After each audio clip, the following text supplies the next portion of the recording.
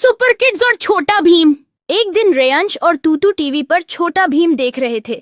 रेयांश बोला, काश हमें सच में छोटा भीम से मिलने का मौका मिल पाता। तूतू ने सिर हिलाते हुए कहा, हाँ, सोचो कितना मजा आएगा।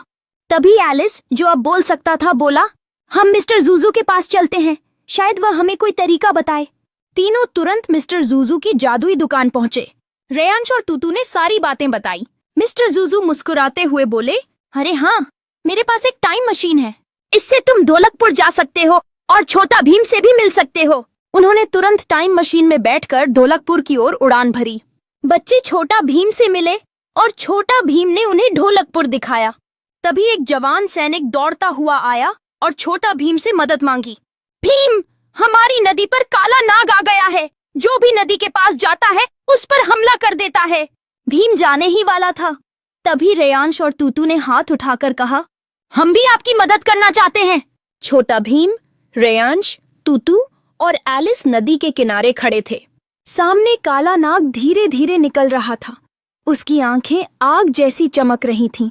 रेयांश तुरंत समझ गया कि सीधे भिड़ना खतरनाक हो सकता है। चलो, नाग का ध्यान भटकाते हैं, उसने कहा।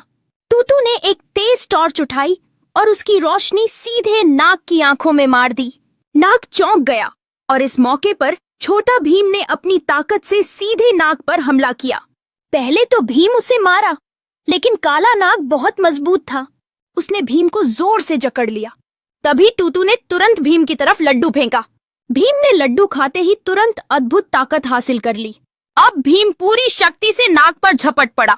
नाग ने जोर लगाया, लेकिन Bhim plus Reyansh plus Tutu plus Alice की टीम वर्क के आगे उसकी ताकत कम पड़ गई।